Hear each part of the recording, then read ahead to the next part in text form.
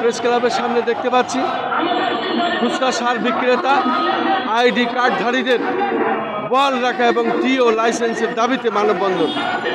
এবং আমরা দেখতে পাচ্ছি তারা হাজার হাজার লোক এখানে এসেছেন এবং জাতীয় প্রেস ক্লাবের সামনে তারা বিশাল মানববন্ধন করছেন। আপনারা যে আজকের এই মানববন্ধন করছেন, জি জি, আপনার নাম পরিচয় দিয়ে বলুন, কি আপনাদের দাবি, কি চাচ্ছেন?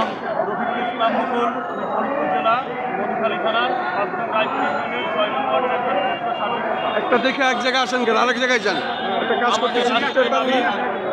আমাদের আজকের দাবি গত মঙ্গলবারে সচিবালয় থেকে আমাদের কার্ড খুচরা ব্যবসায়ীদের কার্ড বাতিল করা হয়, কিন্তু আমরা একটা কথা বলতে চাই এই সরকারকে যে আমাদের যদি খুচরা সার বিক্রেতাদের লাইসেন্স যদি বাতিল করে দেওয়া হয়, আমরা সারা বাংলাদেশ এবং ঢাকার শহর ছাড়া এই মানববন্ধনের মধ্যে জানাচ্ছি যে সারা বাংলাদেশ অচল করে দিব।